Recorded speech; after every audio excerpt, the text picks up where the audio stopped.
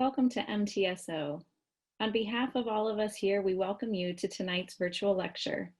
My name is Kathy Dixon, and one of my roles on staff here is facilitating the Theological Commons, an initiative that serves as a catalyst for conversation around the ways theology intersects with the issues of our world.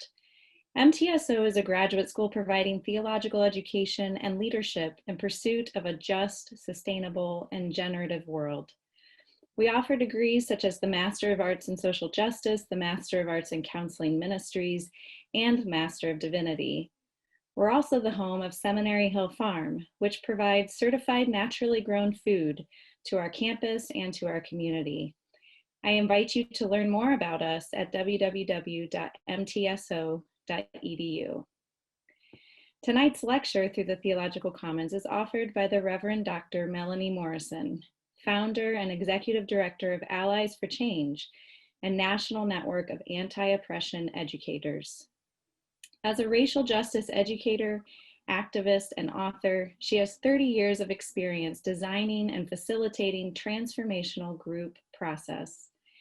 In 1994, she founded Doing Our Own Work, an intensive anti-racism seminar for white people that has attracted hundreds of participants throughout the United States and is also offered as an intensive class at MTSO that is highly popular and much appreciated.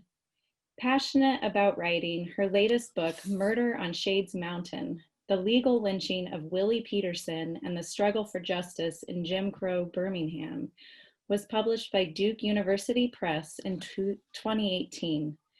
Melanie believes it is possible to grow ever more aware of the depth and complexity of injustice without surrendering our capacity for compassion, joy, and hope. So thank you, Melanie, for being with us. We virtually welcome you to lead our conversation tonight, and we are so grateful to have you here with us. I will note that as time allows, we will have a time for questions at the end. The chat will be turned off during the talk, but if you'd like to ask a question, you may add it in the Q&A box at the bottom at any time, and we will try to get to them at the end. So to you, Reverend Dr. Morrison. Thank you so much. Thank you, Kathy, for your very kind words. I am honored and delighted to be with all of you this evening. I also want to thank the Theological Commons planning team for inviting me into this critically important conversation about the role white people must play in the work of racial justice. To begin, I'd like to read some verses from Dreams Before Waking, a poem by Adrienne Rich. What would it mean to live in a city whose people were changing each other's despair into hope? You yourself must change it. What would it feel like to know your country was changing? You yourself must change it. Though your life felt arduous, new, and unmapped and strange, what would it mean to stand on the first page of the end of despair?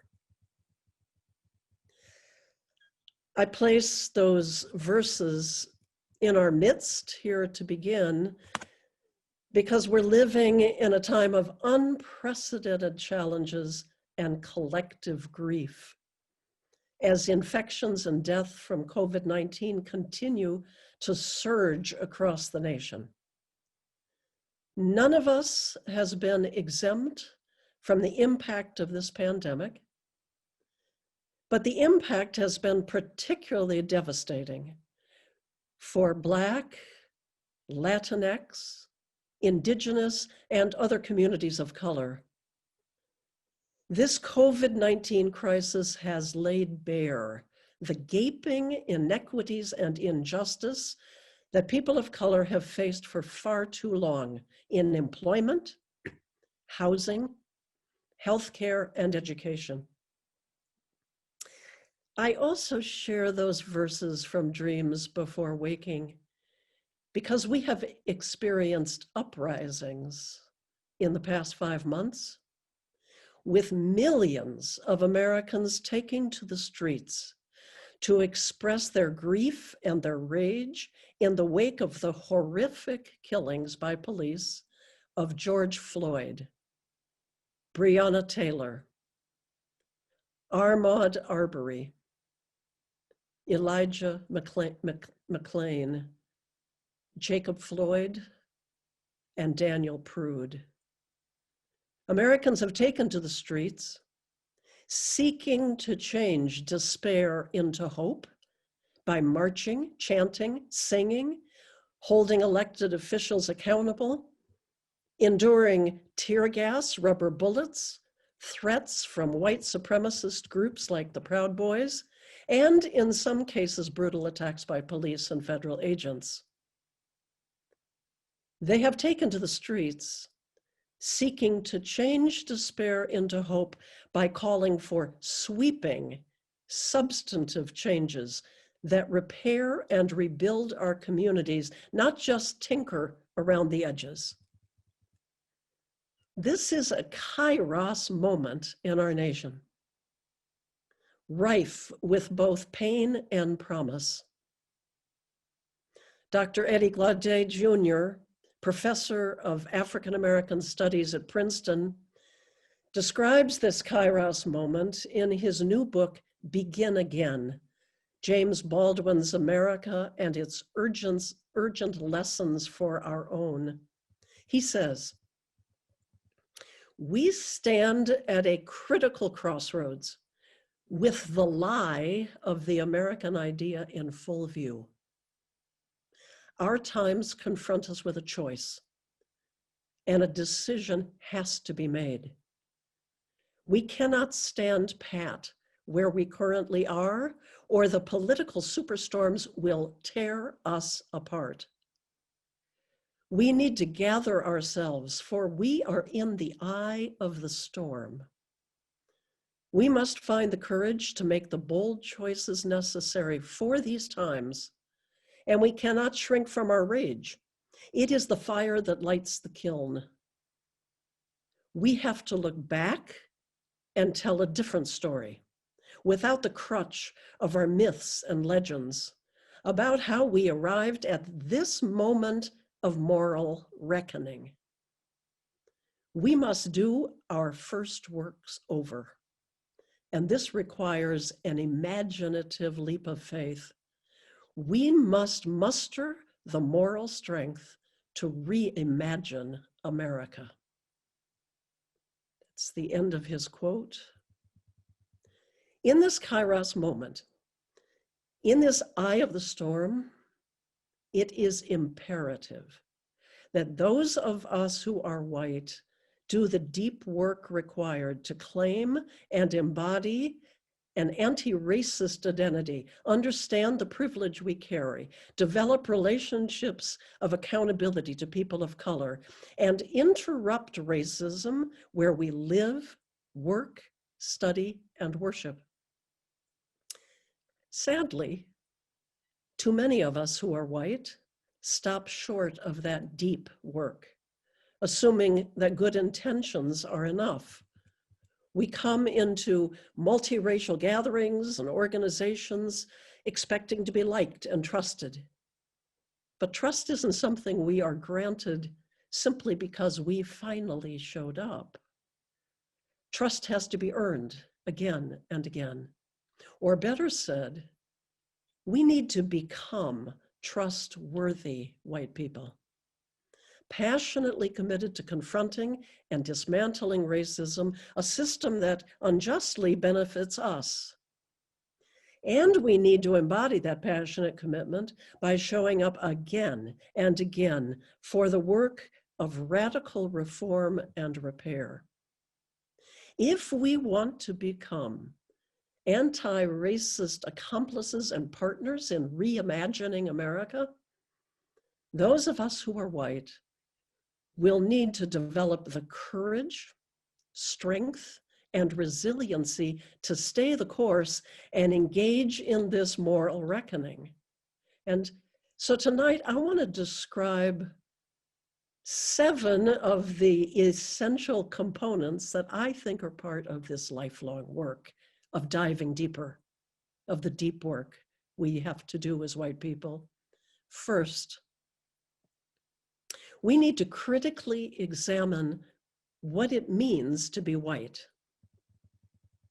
In my experience, those of us who are white are far more apt to identify people of color by their race than we are to identify ourselves as white. Too many of us have not begun to explore how we feel about being white or explore how racism has shaped our lives. As Robert Terry declared years ago, to be white in America is not to have to think about it. This means that we frequently enter multiracial conversations and collaborations, expecting people of color to open up and share how racism affects them, without being willing or able to share an equivalent level of vulnerability and self-disclosure. Through the years, in different ways and in different times, friends and colleagues of color have gifted me with this challenge. They've said, Melanie, I appreciate that you want to understand my experience as a person of color in this country. It's important to me that you want to understand how racism impacts me and my people. But what I also need from you is that you work at understanding your own experience. I need for you to do the strenuous work of understanding what it means to be white in America, because unless you do that, you're dangerous. Those challenges stunned me at first and then inspired me. And 26 years ago, I was inspired to work actually with my mother, colleague, and mentor, Reverend Dr. Eleanor Morrison, to design an anti-racism seminar for white people called Doing Our Own Work, not as a substitute for the most important work that must be done in racially diverse spaces, but as a supplement to that work. Doing Our Own Work is 6 full days of intensive dialogue, reflection, study, and skill practice in which white people help each other move through places where we too often get stuck, so that we can engage with people of color in ways that do not emotionally burden them with the work that is ours. And in doing our own work, I often lead this exercise. I give people several sheets of blank paper. I then ask participants to take one of the pieces of paper and write this incomplete sentence at the top of the paper. To me, being white means ... To me, being white means ... And then I say, you'll have 3 minutes to list as many things as you can think of to complete that sentence. Don't self-censor, just fill the page. And you don't have to turn this in, it's just for your own reflection. After 3 minutes, I sound a chime and invite participants to turn that sheet over, that piece of paper over, and write this incomplete sentence at the top. To me, being white means ... And I tell them they'll have 3 minutes to list as many words and phrases as come to them to complete that sentence. Fill the page, I say, if you can. Well, some people look puzzled and they say, wait, isn't that the same sentence you gave us? I simply repeat the incomplete sentence and invite them to fill the page with whatever comes to them in 3 minutes. After 3 minutes, I sound the chime. I ask them to take out a fresh, blank sheet of paper and write this incomplete sentence at the top of the page. To me, being white means ...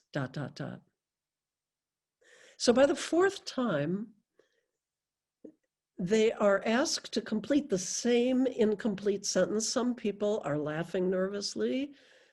Some are scowling. Some have put down their pens and they're staring out the window. But a good number continue to write.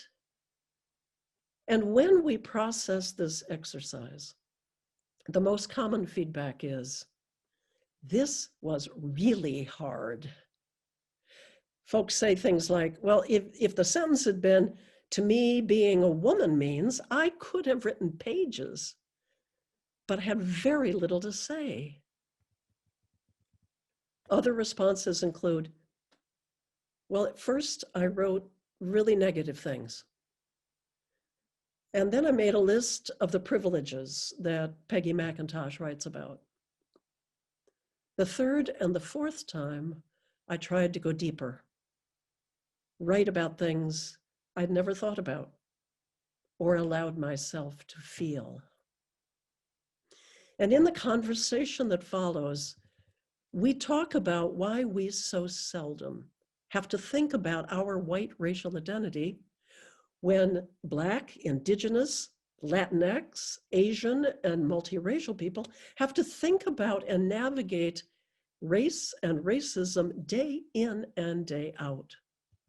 We also reflect on what might happen if we made a practice of pausing several times each day and ask ourselves,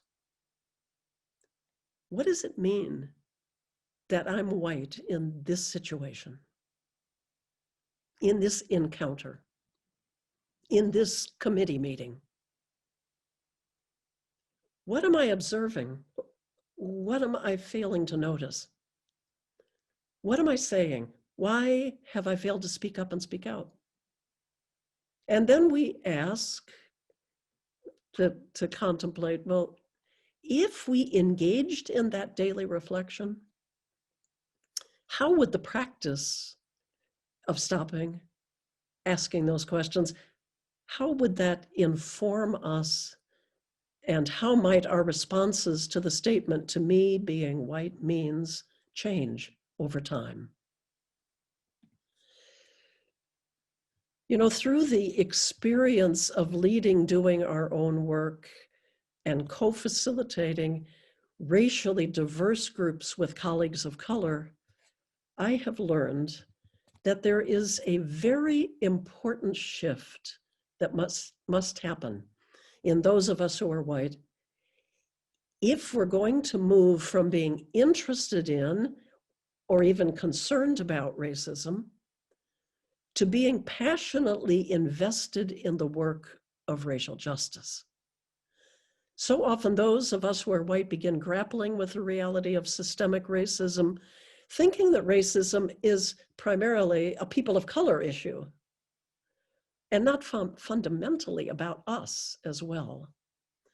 So we come into anti-racist trainings and conferences thinking we're coming for the sake of our friends and colleagues of color or family members of color who've been adopted or married into our families. And showing up out of solidarity with others is critically important and absolutely necessary.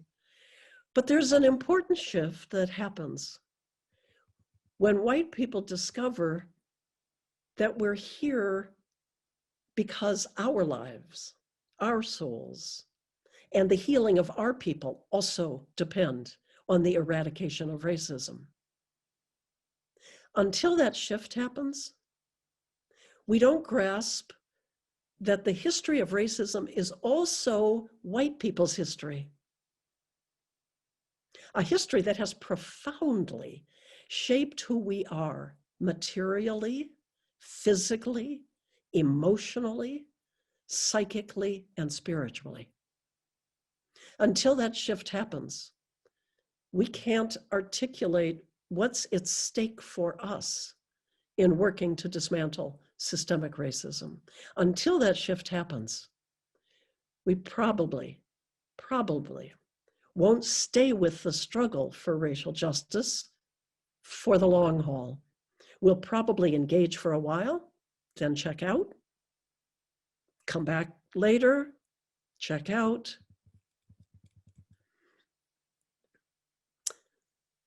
Second thing I want us to consider, we need to understand that racism is far more than personal prejudice. Time and again, I have witnessed multiracial conversations and efforts to work across race flounder or fall apart because white people and people of color have profoundly divergent associations with the words racism and racist. We're using the same words when we talk to each other, but actually we're talking past each other. And it's as if we're speaking different languages. In my experience, for many white people, the word racism is associated with individual prejudicial attitudes or behaviors, and the word racist conjures up images of hateful behaviors perpetrated by overtly, unashamedly bigoted individuals like white nationalists, Ku Klux Klan members. In other words, those people, not me. And that accounts for the defensiveness that so frequently and fiercely surfaces in us as white people when we insist, well, I'm not racist. And racism could not have been at play if I was involved in that encounter or that situation. And my experience is when Indigenous, Black, Latinx, other people of color speak of racism, they're referring to something far more encompassing than individual attitudes or behaviors. Those are also important. They are testifying to their lived experience of a pervasive reality that is systemic and multi-layered with deep historic roots and manifest in every level of American society: internal, interpersonal, institutional, structural, cultural. They're talking about a system of advantage based on race that has been in place for hundreds of years in this country and is still pervasive. As Ta-Nehisi Coates reminds us, America was founded and built on the preferential treatment of white people and the plundering of Black bodies. In every era of American history, this white supremacist system has advantaged white people and disinherited people of color in the theft of Native American land, residential boarding schools and genocide perpetrated against Native Americans, in the enslavement of Black Americans for 10 generations, lasting 246 years, and in the convict lease system that re-enslaved Black people after emancipation, in lynching and other forms of Jim Crow terrorism, in immigration quotas and periodic mass deportations of Asian and Latinx communities, in denying people of color access to mortgages when the Federal Housing Authority was established in the 1930s, in the internment of Japanese Americans in the 1940s, in denying voting rights and access to fair housing to African Americans, in the spike of hate crimes and discrimination perpetrated against Arab Americans since 9/11. We cannot understand who and where we are as a nation today if we don't know this history, because every major institution in the United States is still rife with racial disparities and inequities. 3,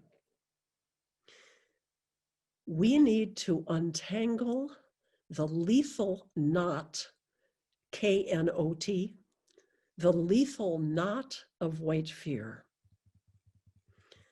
Another reason it is critically important to study, name, and confront the deep historical roots of contemporary systemic racism is this: unless and until white Americans acknowledge and confront the psychic, emotional, and spiritual legacies of this shameful history, we will continue to project, consciously or unconsciously, racialized fears, fantasies, rage and scapegoating onto people of color. Just think with me back over recent years. Time and again, when grand juries fail to indict white police officers for killing unarmed Black men, women, or children, the justification for letting the uniformed murderers go free is that the officers say, I was in mortal danger. Time after time, when white women call 911 screaming into their cell phones that a Black person is in what they deem to be the wrong place, they claim they're in danger. It is long past time that those of us who are white demand a truthful accounting of who is actually in mortal danger in this country.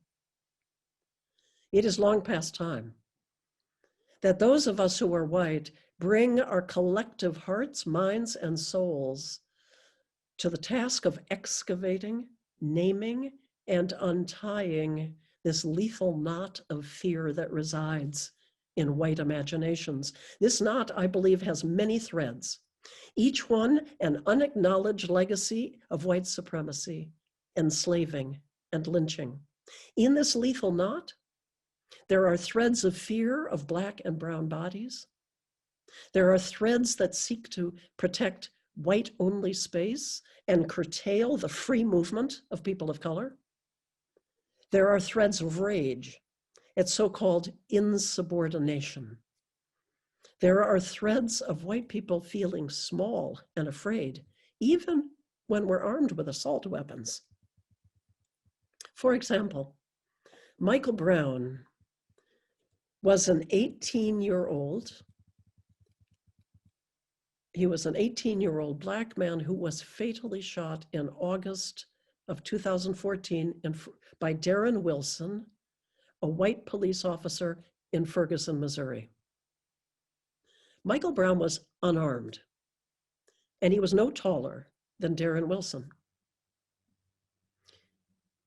But Officer Wilson shot Michael Brown 6 times, killing him. The grand jury failed to indict Officer Wilson after he testified, when I grabbed Michael Brown, the only way I can describe it is I felt like a 5-year-old holding Hulk Hogan. That's just how big he felt and how small I felt. He had the most aggressive face. He looked like a demon, Wilson said. We witnessed white rage at so-called insubordination in Waller County, Texas in 2015, when a white Texas patrolman stopped the vehicle of a Black woman named Sandra Bland for failing to signal a lane change. And when Sandra Bland dared suggest that she was being targeted for no reason except her race, that officer demanded she get out of the car, pointed a laser at her, threw her face down to the ground, and pinned her with his knee. We are currently witnessing blatant attempts to stoke racialized fear in suburban housewives. What's meant is white women, warning them that bad hombres will be threatening their lives, invading their neighborhoods, and bringing down their property values.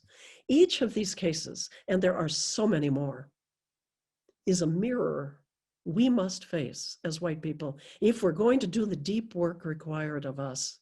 It is not the work of Black, Indigenous, or Latinx people to unearth, untie, and disarm this lethal knot of white supremacist consciousness that remains so deeply rooted and endemic in the white psyche.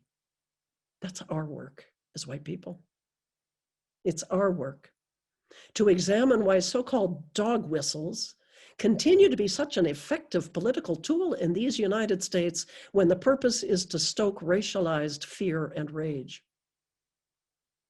And we must do this work in every relationship and vocation at our disposal, as parents, friends, co-workers, neighbors, pastors, youth ministers, and citizens of this country. If we fail to do this work, white demagogues will continue to step into the breach, misname who is actually in danger in this country, shore up the guns, tanks, and tear gas, and stoke this lethal fear with terrifying and terrorizing consequences.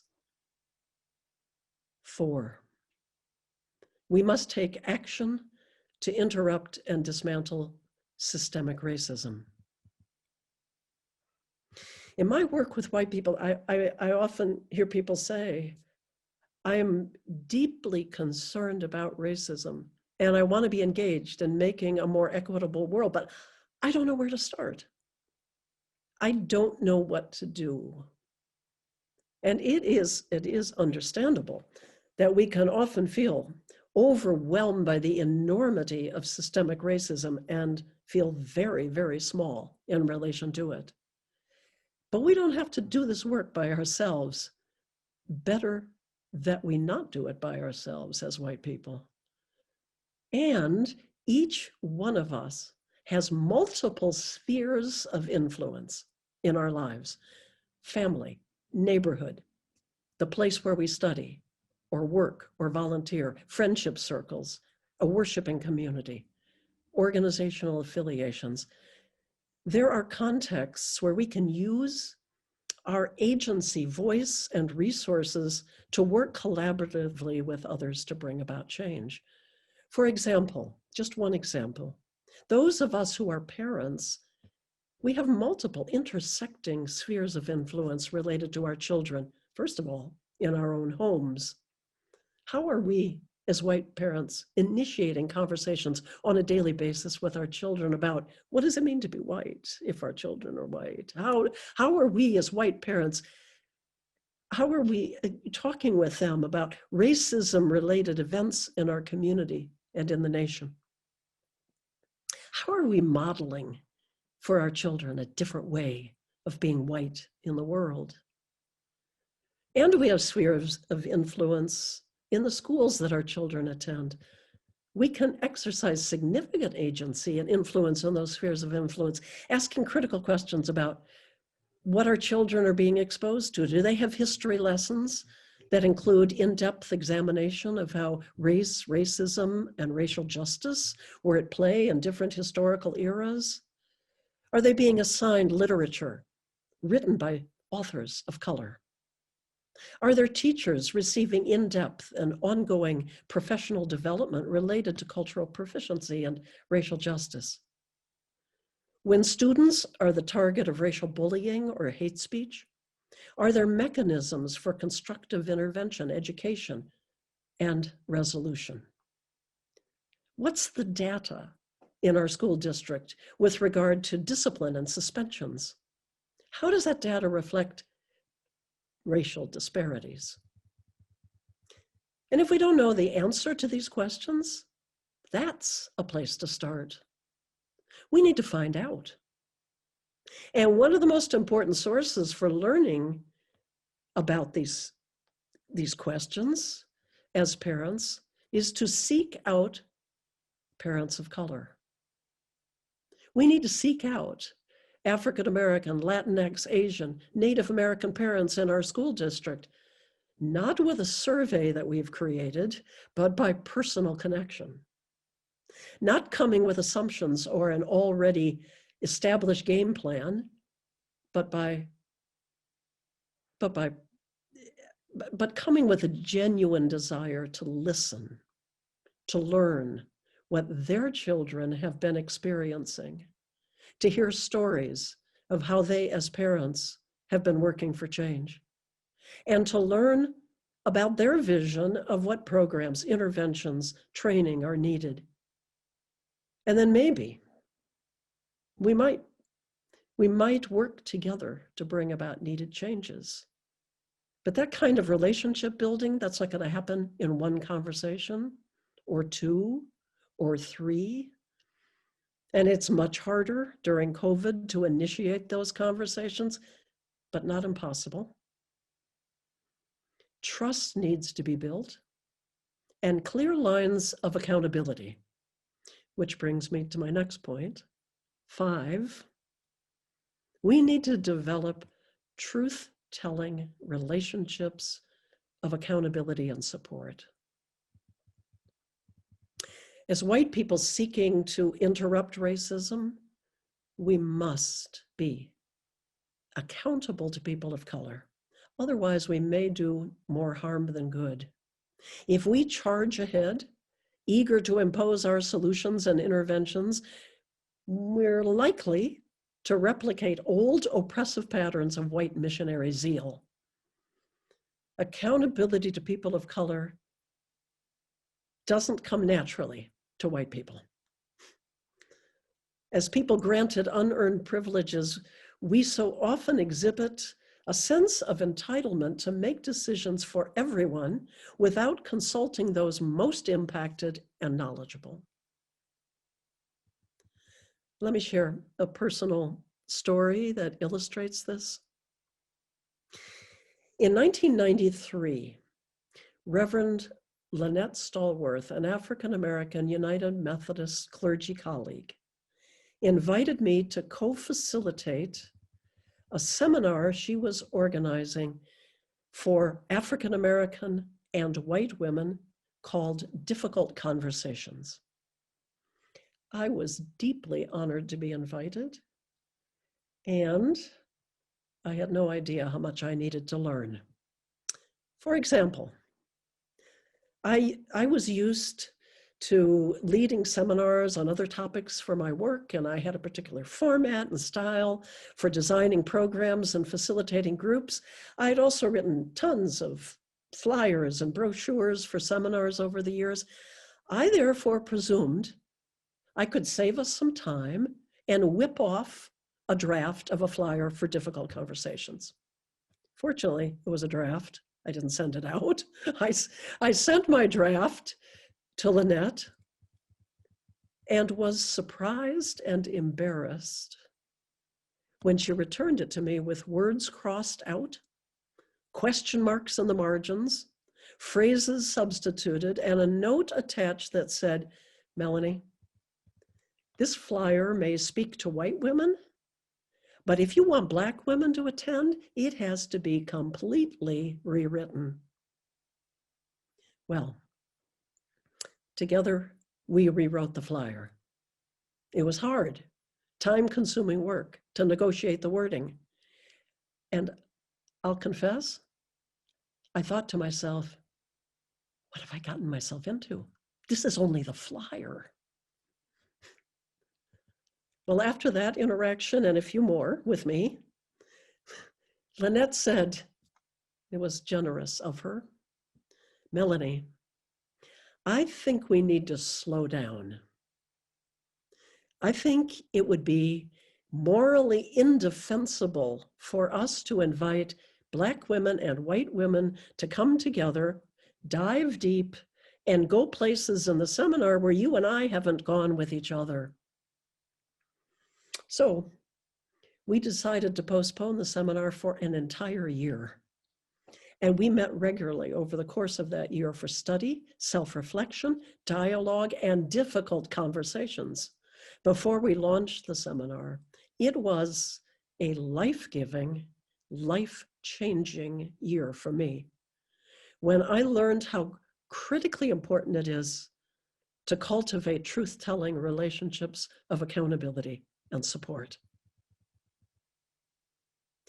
Our work as anti-racist white people must always and everywhere be grounded in cultural humility, collaboration, and accountability. These are also skills that don't necessarily come naturally to us.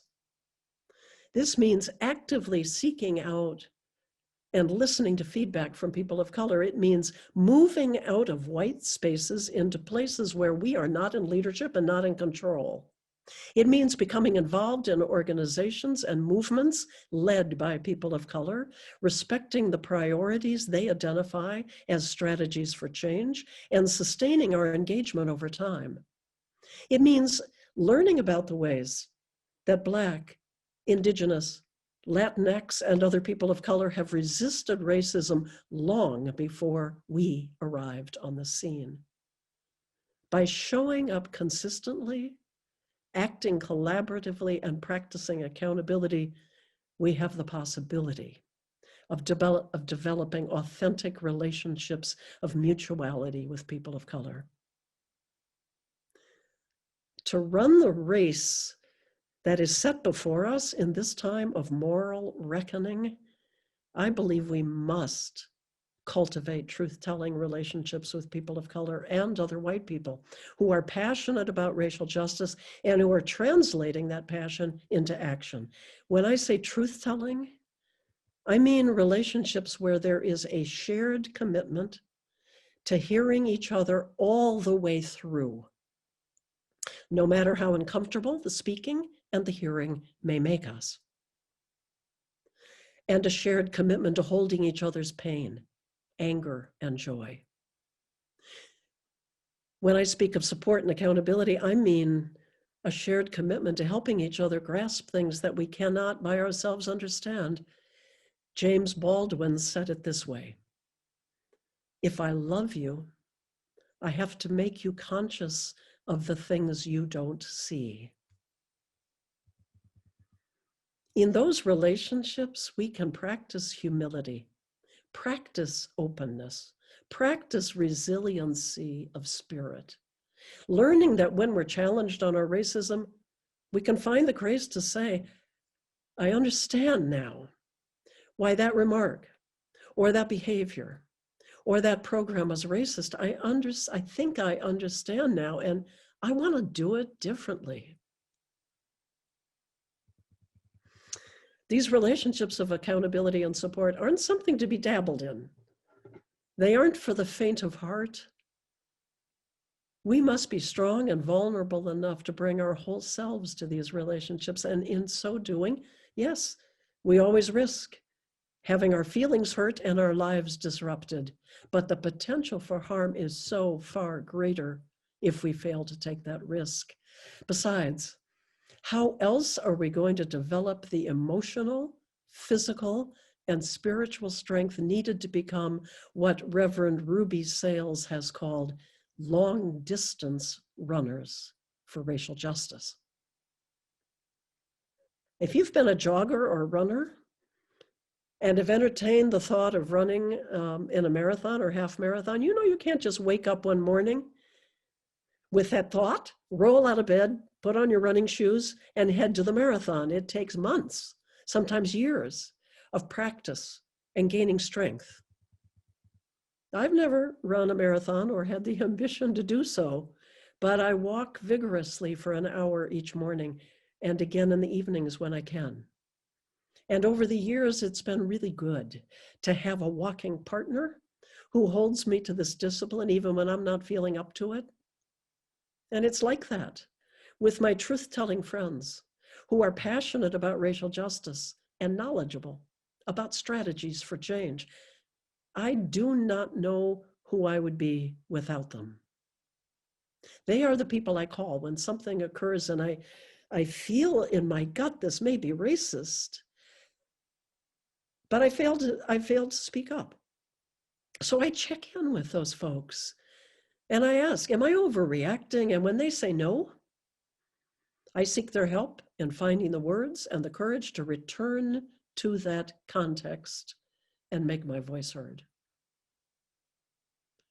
Those of us who are white need to nurture spaces where we help each other become long distance runners and repairers of the devastating breaches that racism and white supremacy continue to create.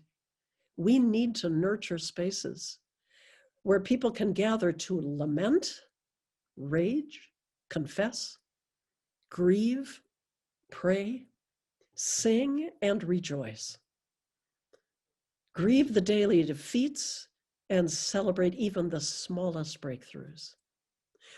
We need to nurture spaces where we find the courage to join our lives with people in our communities who are putting their lives on the line for the sake of racial justice. And 6, we need to do this from a place of self-love. During the final weekend of doing our own work, we post a question on the wall in large letters. What would it mean to do this work as white people from a place of self-love?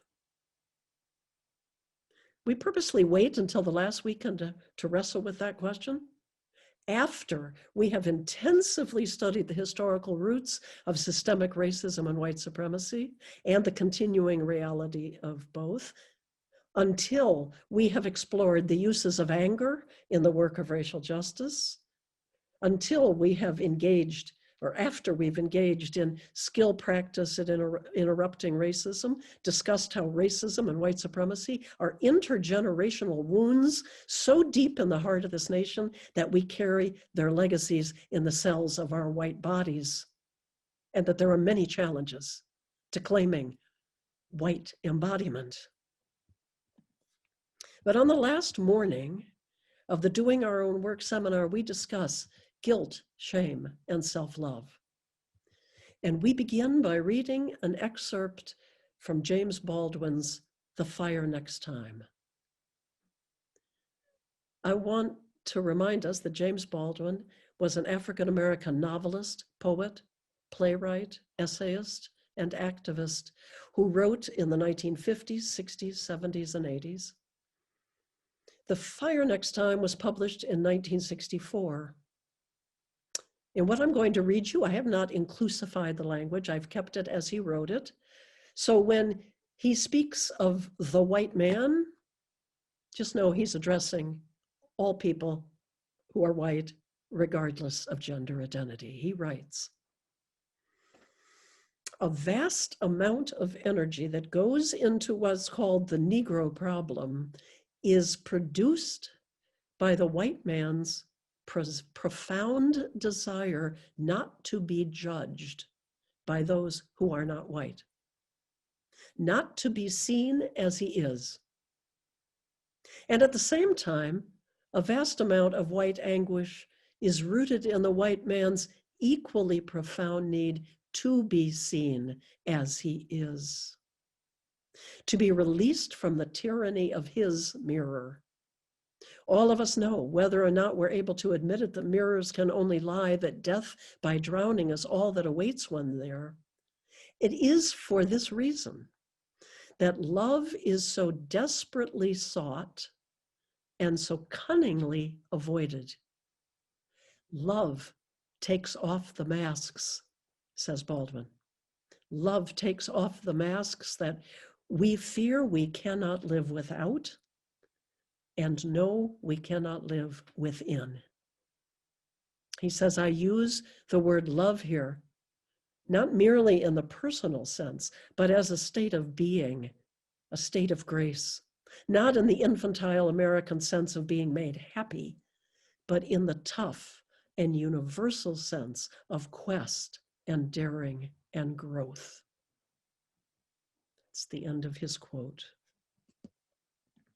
I believe that those of us who are white will not be able to keep showing up in the work of racial justice, resist checking out, or stay in difficult yet essential conversations if we cannot come to this work from a place of self-love. I'm not referring to self-love in the sense of narcissistic self-focus and preoccupation, but rather, as James Baldwin says, in the tough sense of quest and daring and growth. When colleagues or friends of color have challenged me to understand what it means to be white, I don't think they're asking me to be consumed by guilt, shame, or self-loathing. On the contrary, I think they want to be met by white people who love ourselves and others enough to do the deep work of truth-telling and healing so that together we might repair the devastating inequities that racism creates and rebuild the foundations of our communities. To understand and love our white embodiedness is, however, fraught with complexity and complicity. White isn't just another word in the multicultural, multiracial rainbow. White is a constructed identity that has a very particular origin, rooted in colonialism, the slave trade, and the ideology of white supremacy. White identity came into existence seizing, owning, killing, enslaving, codifying, legislating, and insisting not only on its distinctness, but on its superiority. So that's one side of the fraught question about how we love ourselves, these white bodies, this white embodiedness as white people. But here's the other side of the complexity. If we cannot love ourselves as white people, how are we going to show up and bring our whole selves to the work of racial justice? I believe we need to love ourselves enough to forge new ways of being white in this world.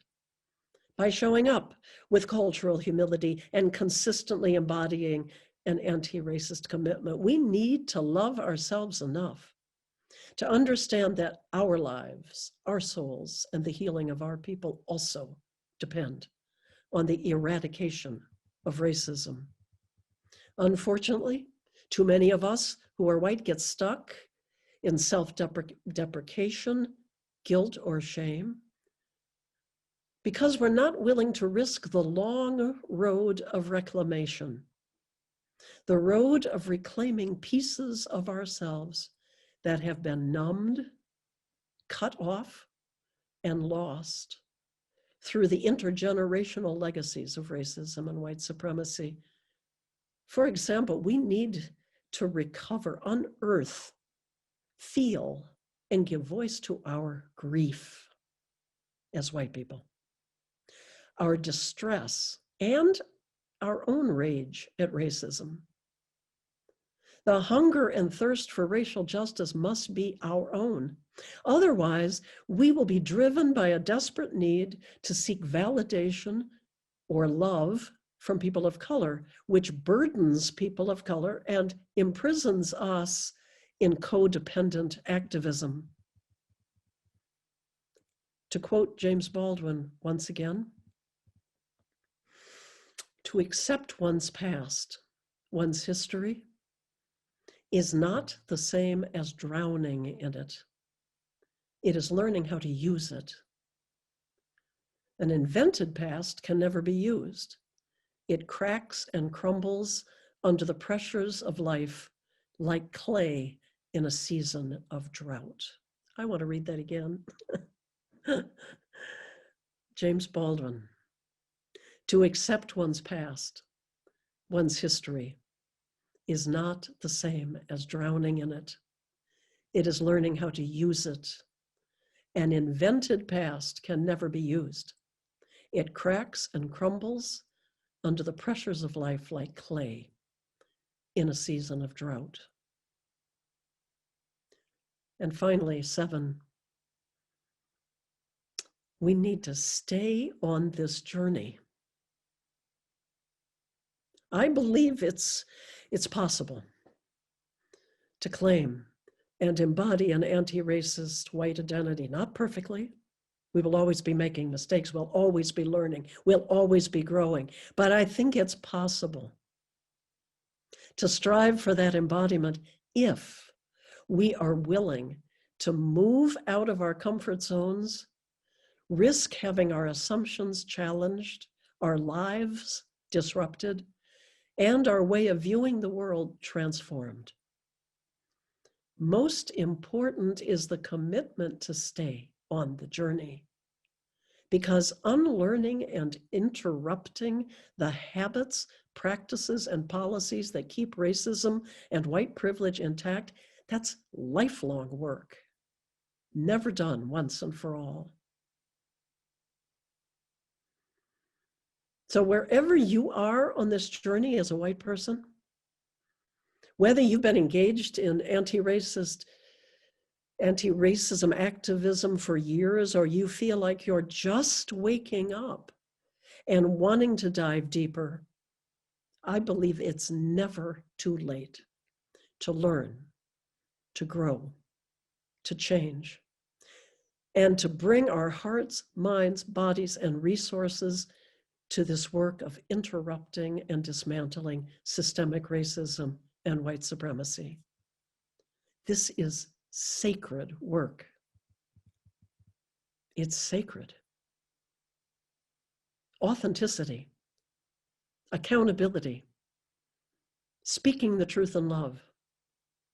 Through the persistence of someone to whom we're accountable, who calls us out and calls us in, being granted the opportunity to see ourselves with greater clarity. This is sacred work. Finding our voices, learning to speak up and speak out, working in coalition and partnership with others to change oppressive practices, structures, and patterns. This is sacred work. Healing the soul of this nation, mustering the moral strength to reimagine America. Though our lives may feel arduous, new, unmapped, and strange, this is what it means to stand on the first page of the end of despair.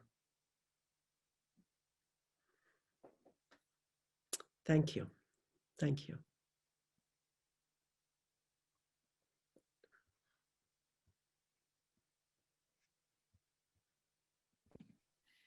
It's always helpful when you unmute yourself. Thank you, Reverend Dr. Morrison. That was very challenging to us and also much appreciated as we meet this present time. We've got a couple questions here, and I would remind everyone, if you would have a question come up, you can add it in the Q&A box, not the chat box, but in the Q&A box at the bottom of your Zoom screen. So Melanie, I'm going to read a couple of these that have come in with the time that we have, and we'll get to as many as we can.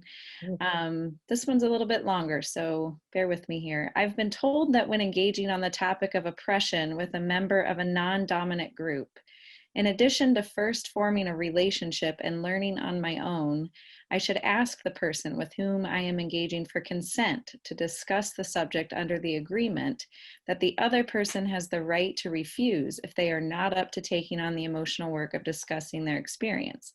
Would you agree that consent must always come before a conversation, no matter how well-meaning, that may ask the other party to discuss their lived trauma? Thank you so much for stating all of that. It's a really important thing to hear. Yes. And you know how that consent is, I mean, I think it's really important, yes, to check in and be certain, would this be a time, or would this be the place? And you know, we started doing our own work for that very reason, to relieve some of that burden, you know, and to take some of the work upon ourselves. And because we'd heard from colleagues and friends of color saying, you know, I'm just weary of educating white people. It's really time for you all to do some of your work.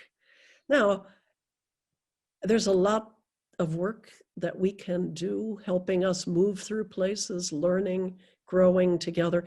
And there are limitations to white-only spaces. So also nurturing relationships across race is vitally important. But I appreciate so much what you have raised and the way that you've said it, because the last thing we want to do is, walk up to someone, hi. I've just been to a workshop and I really need an accountability partner. Would you mind being, because that's another way of sort of co-opting, and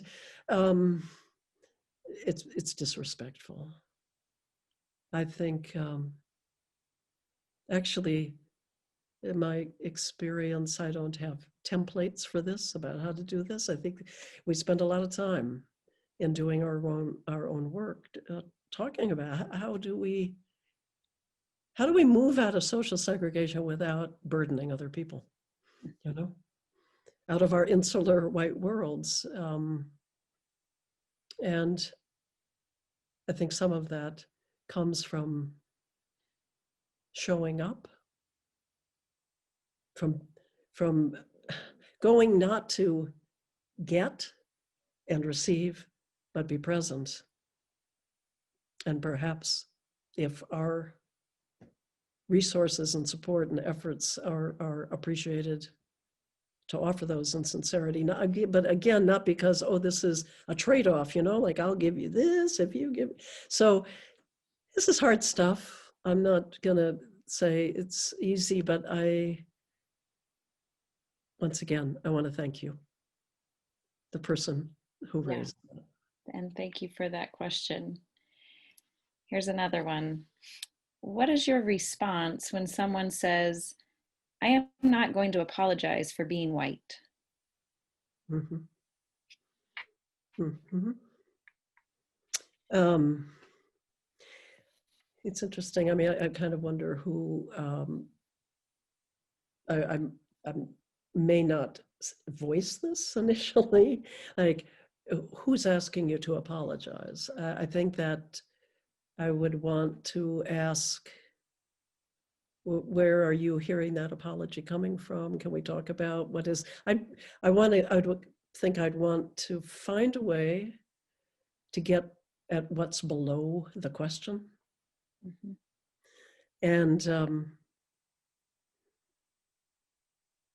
And that means it depending on whether I have a relationship with that person, if I have some history with that person, I can make sort of connecting statements with them, like, I can say, well, I know you as someone who really likes to dive deep into things and learn. And so where's that? I'm hearing some resistance. Where's that? Can we talk a little more about that? I don't know. That's one response that I might have, because I'm not sure that what is being, I mean, unless we're talking about a particular action where harm was done and an apology is required, like to make amends, Mm-hmm. to reestablish right relationship with a person or a community, then an apology may indeed be warranted.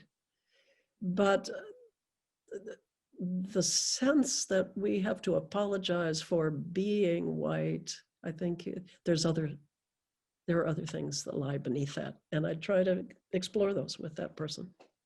Yeah, thank you. We've heard a bit about racism as a public health issue. Do you think racism is a public health issue, and why? I definitely think that racism is a public health issue, and I appreciate the public health people in different states and local communities who have helped us discern that we're actually, some people have called it in two pandemics, but they're interrelated. That racism, the disenfranchisement, the lack of equal access to quality, often to quality healthcare, employment, and other things, affects also our health. And at this particular time, we're seeing that the people who are you know, I saw figures today about the millions of people who are unemployed, that jobs have been lost, people having to choose between caring for their children and going to work, people who have no choice because they're considered essential workers don't have the option of staying home and receiving income or working through Zoom and the internet. And the majority of people in these so-called, you know, in certain areas of being essential workers are people of color who are underpaid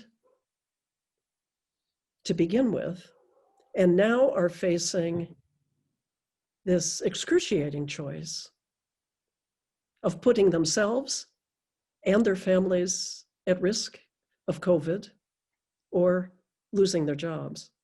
They don't have that choice. That's a public health crisis as well. That's not just an employment crisis. These are interwoven realities. And I'm grateful that our governor here in Michigan, I live in Michigan, has developed a racial disparities task force, and my local community here, the county in which I live, the Ingham County Health Department has declared racism a public health crisis. Now, just simply declaring it is not enough, of course, and I'm not insinuating that it's only been a declaration by those folks, but it's gonna be a long road of repair, because we're talking about systemic change. Right. Yeah. One thing at a time. I see another question here that has come up a number of times in different ways, but again, how do you deal with white people who say things such as, I'm not privileged. I grew up with nothing and worked for everything I had. No one handed me anything. Mm-hmm. Mm-hmm. Well, I don't just with rhetoric, or I think those kinds of conversations, if I sense that question comes from a place of wanting to talk more. I mean, if it's a barrier that is thrown up, like, don't talk to me about this, that may not be possible, to respond. But if it can be done, if I can respond respectfully to say, having been granted some unearned privileges by reason of being white does not mean that we have not worked hard. It doesn't mean we haven't suffered, that we haven't experienced great loss, death of people beloved to us. It doesn't mean that, oh, life is just, you know, a piece of cake.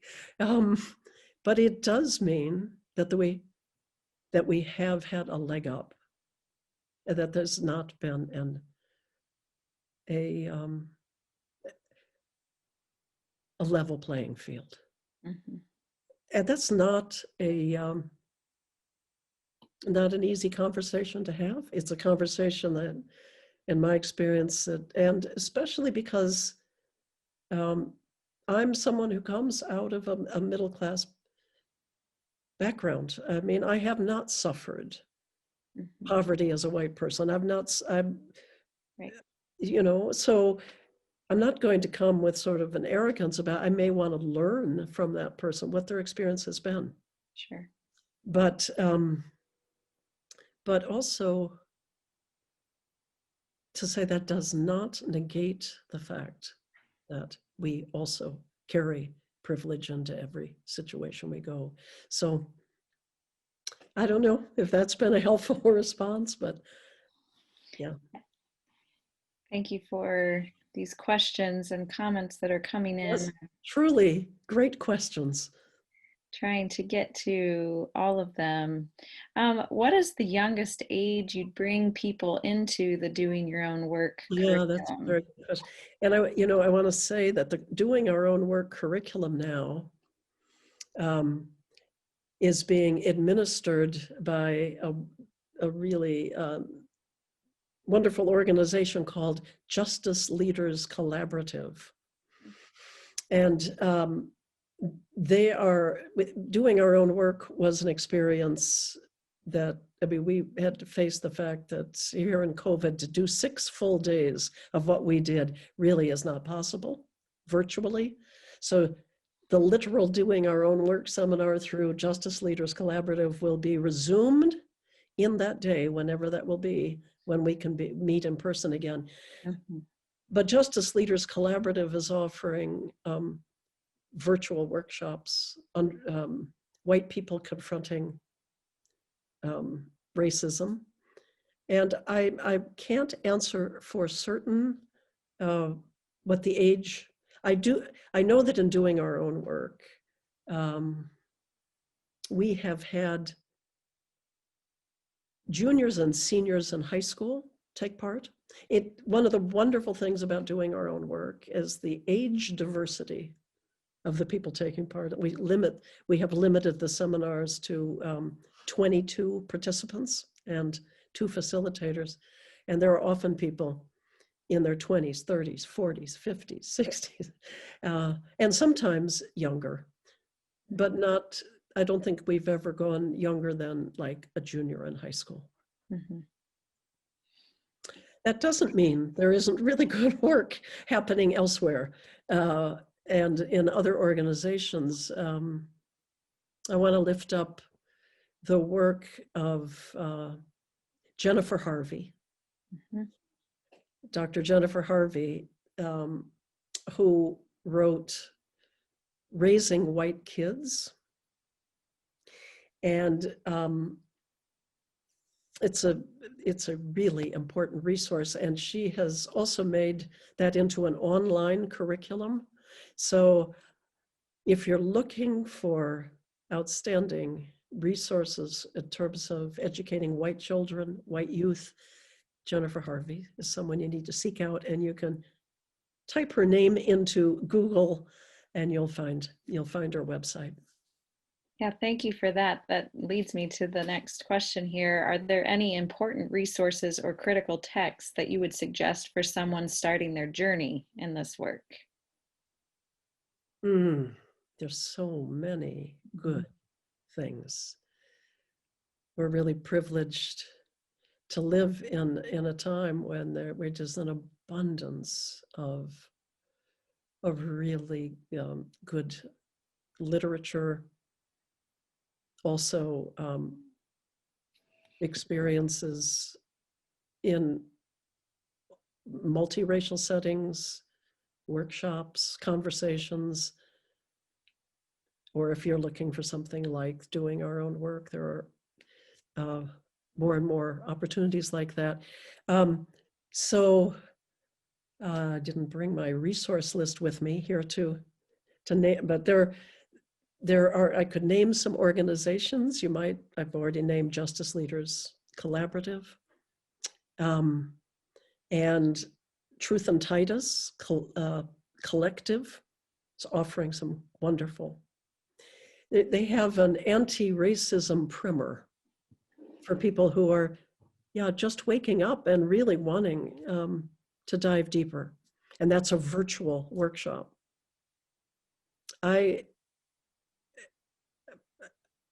If you want to write me at alliesforchange.org, that's the Allies for Change website, I can offer you some more resources. And there's so many texts in terms of striving to be an anti-racist white person. I have found Ibram Kendi's book. What's the title? to be anti-racist. If you, yes, Kendi, K-E, here somebody is telling us about it. Yes, How to Be an Anti-Racist. Thank you, Lois. Thank you. I would recommend that book. And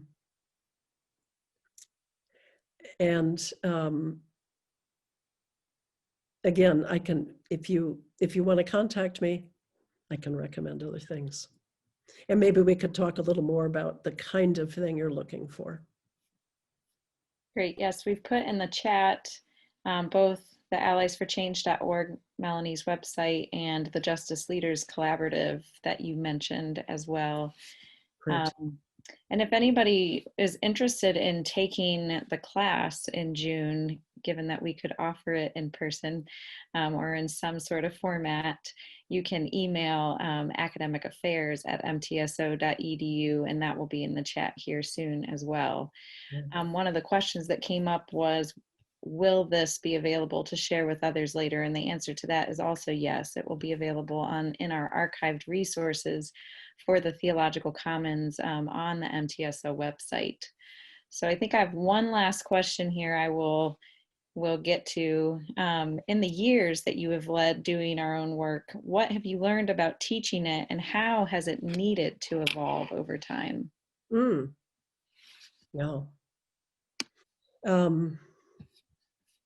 Well, the wonderful thing is it has been an evolving process from the very beginning. When my mother and I decided to begin holding this in her living room and gather some people, we thought, we don't know what we're doing. We do not know what. And we thought, well, we could wait until we've attended one more conference, read one more book, and then we decided, we're going to learn in the doing, and we're going to be committed to getting feedback about what has worked, what helps occasion breakthroughs, like that shift I tried to describe. The shift that needs to happen from going where we come and we're learning about others, and we're learning about the subject, and we want to learn more, and then something shifts and we realize, oh, that's all very important. I'm not minimizing any of that, but this is also about me. This is also, so that's I think that's one of those shifts that in doing our own work, I realized was critically important. I learned in doing our own work, there are many of us who do not have what we would consider real relationships of any depth with people of color. And so that whole complicated question that we were exploring, the very first question, about what does it mean to move out of social segregation? I mean, this society is profoundly socially segregated still. And what does it mean how do we do that respectfully? How do we do that? And so that's another whole area, I think, of kind of helping one another. Something that's became very important in doing our own work is that we ask people, and this didn't happen right at the beginning, this grew over time, was this notion that we have spheres of influence. So we ask people before they come to doing our own work to choose one sphere of influence in your life where you are invested and where you have some agency. That doesn't mean you have to be in charge of anything, but you want to learn more about how racism is at work in that sphere of influence, because really we come from the assumption, if the question isn't, is there racism at work here? The question is, how is racism at work here? And so every time we meet, we have work groups where people meet with the same people to talk about their sphere of influence and to kind of serve as companions and not advisors. They're not telling people what, each other what to do, but as companions on the process of learning more about the places where we are invested. So that's another, there's so many things. I think there's so many things. I'll just say another thing that came up, and there are many of us who are white, it's not true of all of us, who do not know who our people are. James Baldwin talks about the price of the ticket. The price of the ticket of becoming white in America is sometimes at Ellis Island, people change their names. You know, it can mean sort of gradually severing a knowledge about where we came from, where our ancestors came from. I myself had no clue. I did not know who my ancestors were past my great-grandparents. And so the notion of exploring ancestral legacies, understanding how we've been shaped ethnically, culturally. We have many different stories as white people, many different stories about when ancestors came to this country, many different stories for some of us who are white. For Italians, for example, you know, in the 1920s, and we're not yet white, not considered white. So we have different, these are important stories to know. Right. So ancestral exploration, that's another whole arena that grew over time. So it seems to me that we could continue the conversation all night. As we know, we are scraping the surface here, but we are so grateful for you to do that with us so that we can continue the conversation, however that may be, with you within our own communities at MTSO, of course. And we look forward, Dr. Morrison, to other opportunities to engage with you on these topics. So thank you again. And I can hear the virtual applause, the thundering applause. I wish I could see you all. I wish I could. I know. There's a crowd there. There's a cloud of witnesses. So much. This has been, it really has been a real honor to be asked to do this. So thank you. And you are getting much gratitude in the chat box and in our comments as well. And someone said, and I think we'll end right here, I pray that people truly hear and take on this sacred work. So with that. I do too. Amen. Thank you. Yes. Be well all. Until next time.